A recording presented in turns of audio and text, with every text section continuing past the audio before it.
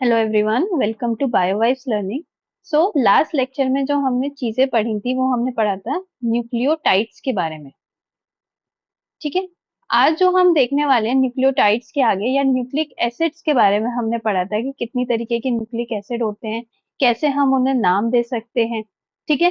थोड़ा सा मैं रिवीजन करवाने की कोशिश करती हूँ। अगर हम न्यूक्लियोसाइड और न्यूक्लियोटाइड्स की बात करते हैं, जब हम न्यूक्लियोसाइड्स की बात करते हैं उनको हम अलग नाम से जानते हैं। जब हम न्यूक्लियोटाइड्स की बात करते हैं उसमें हम एडेनाइलिक एसिड जैसे एसिड वर्ड हम जोड़ देते हैं। जब भी हम न्यूक्लियोटाइड्स की बात करते हैं, मैंने बताया था आपको, तो हम वहां पे एसिड वर्ड जोड़ते हैं। और जब भी हम न्यूक्लियोसाइड्स की बात करते हैं तो हम वहां पे आई एन ही जोड़ते हैं, जैसे एडेनो साइन, ऐसे करके देखा था हमने। और यहाँ पे जैसे एडेनाइलिक एसिड। इस तरीके की हमने कुछ कुछ बातें पिछले क्लास में हमने देखी थी। अगर आपने ऐसा कुछ नहीं देखा है तो मैं डिस्क्रिप्शन बॉक्स में पूरी प्लेलिस्ट ऐड कर दूंगी, आप वहां जाकर के देख सकते हैं। इसके आगे की जो हम अब बात करेंगे वो हम बात करेंगे डीएनए के बारे में, डीएनए वर्ल्ड के बारे में, कि किस तरीके से ये न्यूक्लियोटाइड्स किससे जुड़ रहे हैं, शुगर से प्लस फॉस्फेट से। ये दोनों आपस में, ये तीनों आपस में किस तरीके से जुड़ रहे हैं, कौन से बॉन्ड्स बना रहे हैं, ये सारी बातें आज हम देखेंगे कि किस तरीके से कैसे बॉन्ड्स फॉर्मेशन हो रहा है डीएनए वर्ल्ड में। जब हम डीएनए वर्ल्ड की बात करते हैं तो हमें पता है ये किससे बना हुआ है, ये डीऑक्सी राइबोज शुगर से बना हुआ है। तो अगर मैं एक डीऑक्सी राइबोज शुगर बनाने की कोशिश करूं यहाँ, और यहाँ पे हम एच बनाते हैं। ठीक है। ये हमने एक बनाई है, डीऑक्सी शुगर बनाई है। अगर मैं यहाँ पे कोई भी नाइट्रोजनस बेस लेना चाहूँ, कोई भी एक्स वाई जी, हम जैसे कि एग्जाम्पल यहाँ पे कुछ नहीं लिख रहे हैं, हम नॉर्मल यहाँ पे लिख रहे हैं नाइट्रोजनस बेस। ठीक है। अब जब भी ये शुगर नाइट्रोजनस बेस से जुड़ेगी, अब इस नाइट्रोजनस बेस में देखिए क्या हो सकता है। फॉर एग्जाम्पल मैं यहाँ पे एग्जाम्पल लूं एडेनिन का। मैंने सबके स्ट्रक्चर आपको पिछली क्लास में पढ़ाए थे, आप जाकर के जरूर देखिएगा उन्हें। अगर मैं एडेनिन का स्ट्रक्चर ले इसमें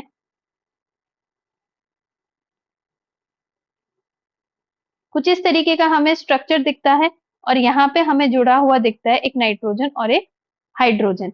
अगर ये देखिए, ये जो हाइड्रोजन है, ठीक है, एडेनिन ले रही हूं, मतलब ये क्या है, प्यूरिन है। कौन से नंबर का प्यूरिन होगा, ऊपर से हमने नंबरिंग करी होगी, 1 2 3 4 5 6 7 8 और 9।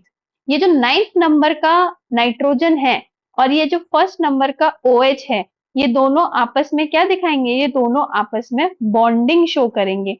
कैसे बॉन्डिंग शो करेंगे, ये दोनों की दोनों मिलकर के क्या करेंगे, रिमूवल करेंगे। किसका रिमूवल कर रहे होंगे ये यहाँ पे, ये रिमूवल करेंगे आपका H2O का।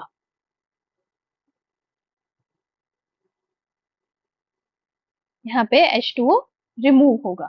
ठीक है। यहाँ पे क्या हुई, डिहाइड्रेशन रिएक्शन हुई ना, कंडेंसेशन बोल सकते हैं। अगर मैं पूछूं यहाँ पे बॉन्ड कौन सा फॉर्म में हुआ, तो मैं बोलूंगी शुगर और एक नाइट्रोजनस बेस के बीच में जो बॉन्ड फॉर्मेशन हुआ। सबसे पहली बात, ये फर्स्ट कार्बन है और ये कौन सा कार्बन है, 9th कार्बन है। तो मैं बोलूंगी 1 9 एन ग्लाइकोसिडिक बॉन्ड। ठीक है। ये एन क्यों लिखा है, ये सारी बातें नीट लेवल पे बिल्कुल काम की नहीं है। सीएसआईआर लेवल के लिए मैं इसका एक प्रॉपर अलग से लेक्चर लूंगी कि ग्लाइकोसिडिक बॉन्ड में ये हमने एन क्यों लिया है। ठीक है। यहाँ पे ये बना हमारा ग्लाइकोसिडिक बॉन्ड, किसके बीच में, एक शुगर और एक नाइट्रोजनस बेस के बीच में। ठीक है। अब यहाँ पे ये CH2 है ना, इस CH2 से क्या ज्वाइन होगा, देखिए CH2 से आपका ज्वाइन हो रहा होगा फॉस्फेट ग्रुप। कैसे ज्वाइन हो रहा होगा, यहां से ज्वाइन होगा आपका फॉस्फेट ग्रुप, या हम बोलेंगे सिंपली फॉस्फोरिक एसिड ज्वाइन हो रहा होगा। ठीक है। ये समझ में आया, ये आपका ज्वाइन हुआ। तीसरा जो बॉन्ड फॉर्मेशन हो रहा होगा, तीसरा बॉन्ड फॉर्मेशन आपका हो रहा होगा एक दूसरे फॉस्फेट से। दूसरे फॉस्फेट से क्यों हो रहा होगा, इसके ऊपर भी तो कुछ होगा ना। इसके ऊपर कैसे होगा, अगर मैं यहाँ पे एक फॉस्फोरिक एसिड लूं,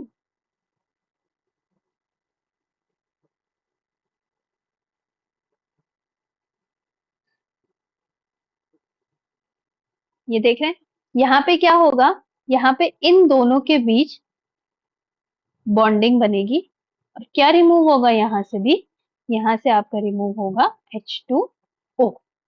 क्या इतनी बात समझ में आई? नहीं आई तो हम आगे और अच्छे से पढ़ेंगे चीजें, जिससे कि आपको बहुत ही क्लियर कट आइडिया लगेगा। अब मैं दोबारा ये आपको बहुत इलेबोरेटेड वे में दिखाना चाह रही हूँ कि कैसे कैसे चीजें हुई यहाँ पे। एक शुगर बनाया हमने, सिंपल सा शुगर हम यहाँ पे बना लेते हैं, ठीक है। यहाँ पे हमने बनाया OH, H, यहाँ पे हमने बनाया H, OH, OH आएगा या नहीं आएगा? तो नहीं आएगा, क्योंकि हम यहाँ पे किसकी बात कर रहे हैं, यहाँ पे हम डीऑक्सी शुगर की हम बात कर रहे हैं, ठीक है। यहाँ पे आपका क्या आ जाएगा, यहाँ पे आपका आएगा H, यहाँ पे आपका आएगा H, OH, यहाँ आएगा आपका CH2, ऊपर OH और नीचे H। सिंपल सी शुगर यहाँ पे हमने ले ली। यहाँ से हम बताएंगे, अगर यहाँ पे हम कोई भी नाइट्रोजनस बेस लें, उसके साथ मैंने क्या बताया कि आपका क्या बनेगा, 1,9 ग्लाइकोसिडिक लिंकेज हो सकता है अगर प्यूरिन है। अगर यही मैं पिरिमिडीन ले लूं, फॉर एग्जाम्पल, मैंने यहाँ पे क्या ले लिया, मैंने यहाँ पे आपका पिरिमिडीन ले लिया, ठीक है। इस पिरिमिडीन में इस एरिया में क्या होगा, नाइट्रोजनस बेस होगा, नाइट्रोजन होगा। तो हम बोलेंगे ये जो H है, ये इस OH के साथ मिलकर के क्या रिमूव कर रहा होगा, H2O रिमूव कर रहा होगा। लेकिन यहाँ पे अब बॉन्ड कौन सा बनेगा, यहाँ पे बॉन्ड बनेगा 1,1 ग्लाइकोसिडिक बॉन्ड। समझ में आई? पीछे क्या बना था, 1,9, क्योंकि वहां पे वो 9th नाइट्रोजन से कनेक्ट हो रहा था। यहाँ पे ये किसके साथ कनेक्ट हो रहा है, फर्स्ट नाइट्रोजन के साथ कनेक्ट हो रहा है, तो 1,1 ग्लाइकोसिडिक बॉन्ड, ठीक है।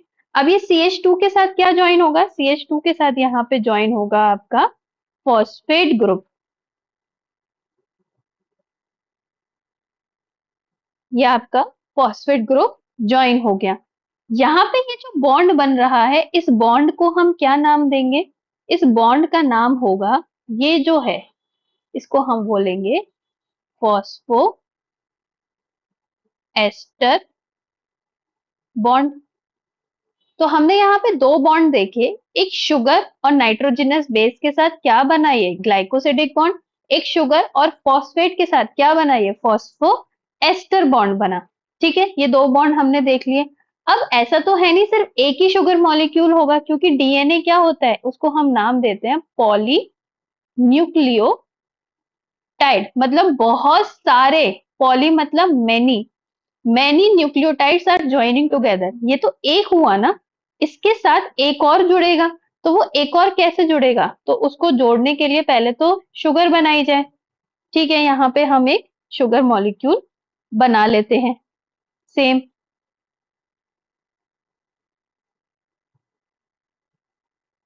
यहाँ पे हमने ये शुगर मॉलिक्यूल बनाया, ठीक है। इसके साथ भी एक फॉस्फेट ग्रुप ज्वाइन हो रहा होगा, जैसे ऊपर ज्वाइन हो रहा है ऐसे ही नीचे ज्वाइन हो रहा होगा। इसके साथ एक फॉस्फेट ग्रुप को आप ज्वाइन कर दीजिए।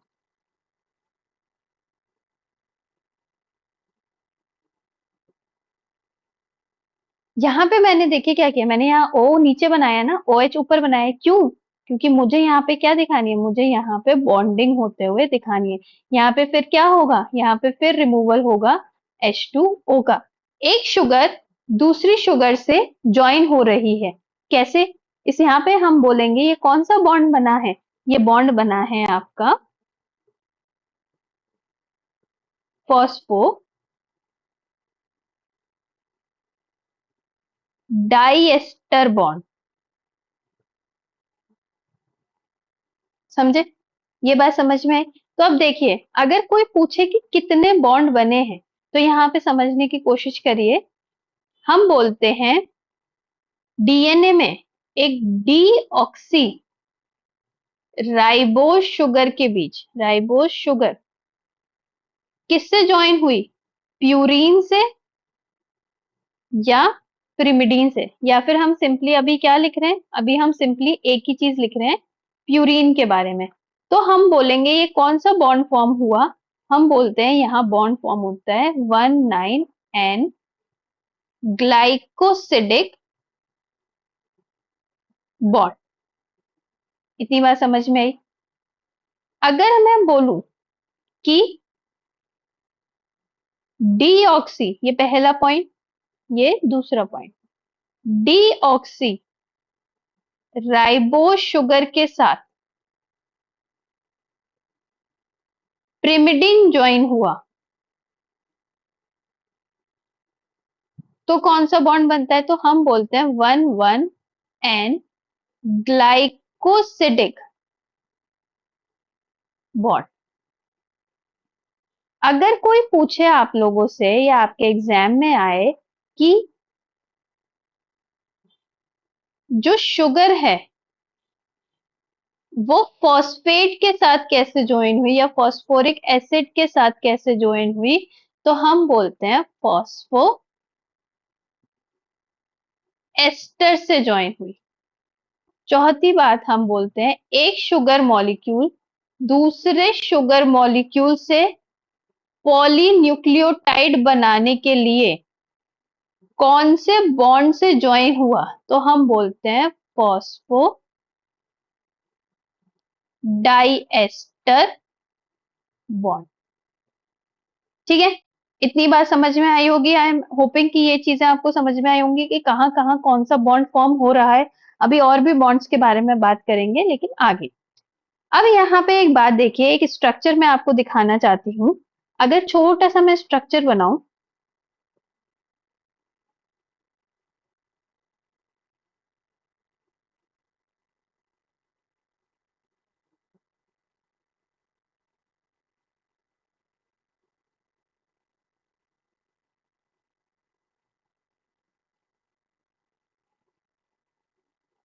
यहाँ पे मैंने शो किया है एडेनिन, जो कि किससे जुड़ेगा, तो मैं बोलूंगी थाइमीन से जुड़ेगा।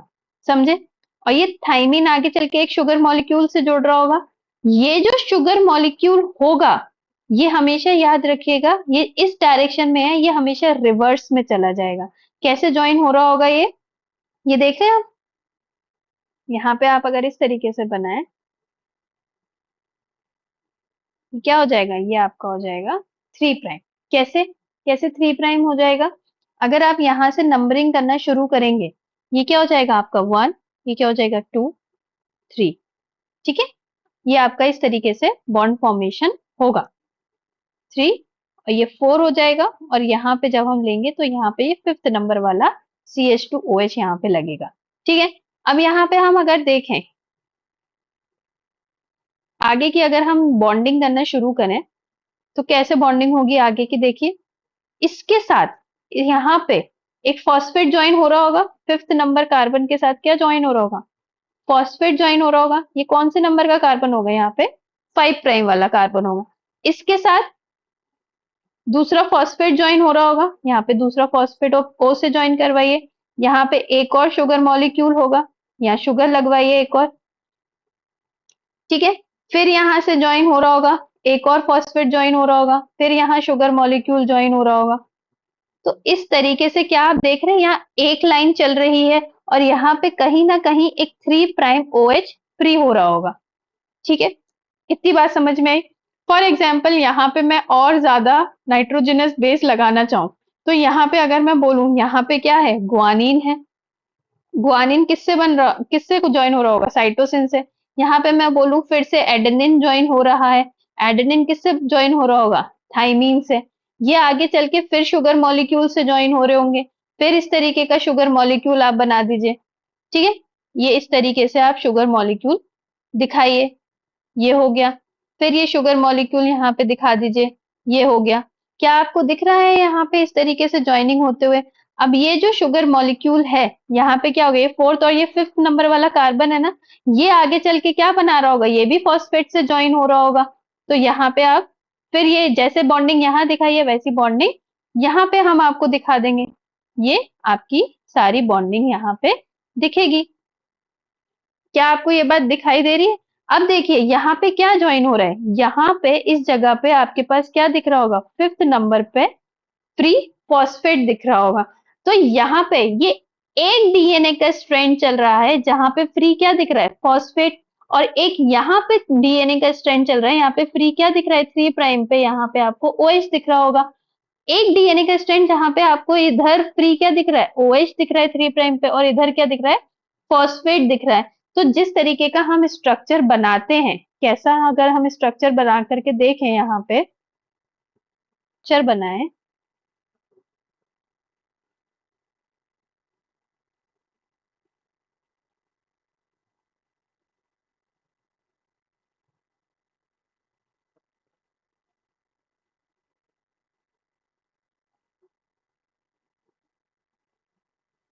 बहुत ही रफ स्ट्रक्चर अगर हम डीएनए का बनाए तो हम यहाँ बोलते हैं एक स्ट्रैंड जो चलता है वो चलता है 5 प्राइम टू 3 प्राइम डायरेक्शन में, और एक स्ट्रैंड चल रहा होता है आपका 3 प्राइम टू 5 प्राइम डायरेक्शन में।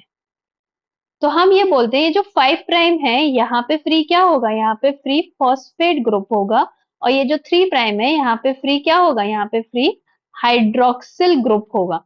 पीछे मैंने दिखाया कि वो कैसे फ्री हो रहा है, यहाँ पे क्या होगा फ्री, यहाँ पे भी हाइड्रोक्सिल ग्रुप फ्री हो रहा होगा, और यहाँ पे क्या हो रहा होगा, यहाँ पे फॉस्फेट ग्रुप फ्री हो रहा होगा। क्यों हो रहा होगा, क्योंकि यहाँ पे इस तरीके का पूरा ओरिएंटेशन आपको नजर आएगा कि यहाँ पे फॉस्फेट है, यहाँ पे हाइड्रोक्सिल है, यहाँ फॉस्फेट है, यहाँ हाइड्रोक्सिल है। एक साइड आपके इस डायरेक्शन में चल रही होगी, तो दूसरी साइड हमेशा उसके एंटी पैरेलल डायरेक्शन में चल रही होगी। पैरेलल होगी लेकिन उल्टे डायरेक्शन में चल रही होगी। इतनी बात समझ में आई? अगर हम बोलें तो इतनी बात समझ में आई है, तो एक और बात यहाँ पे समझने की थोड़ी सी कोशिश करिएगा। अगर आप लोगों से कोई बोले कि डीएनए में 3 बेस पेयर हैं, या फिर हम बोलें कि डीएनए में कितने बेस पेयर हैं, 4 बेस पेयर हैं, फॉर एग्जाम्पल 4 बेस पेयर यहाँ पे प्रेजेंट है, ठीक है। इसको शॉर्ट में हम कैसे लिख सकते हैं, बीपी। बेस पेयर लिखा है मतलब ए टी जी सी, ठीक है, सी जी टी ए, ये पेयर है ना, ये 4 पेयर हो गए। बट इसमें बेसिस कितने हो गए, इसमें बेसिस कितने हो गए, 1 2 3 4 5 6 7 8। तो हम बोलेंगे यहाँ पे नंबर ऑफ बेसिस कितने हुए,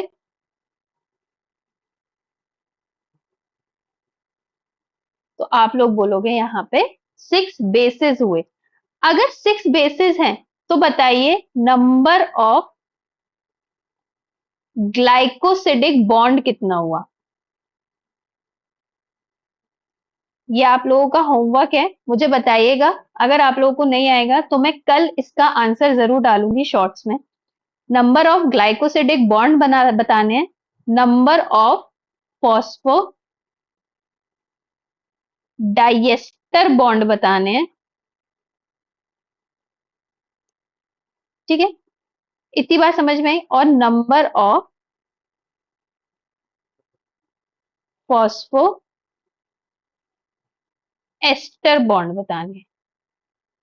ये 3 बात आप मुझे कमेंट बॉक्स में बताइएगा। इसके आगे की बात हम नेक्स्ट लेक्चर में करेंगे, और इसका आंसर आप लोगों को शॉर्ट्स में मिल जाएगा। So stay tune, all the very best for your future exams. Thank you.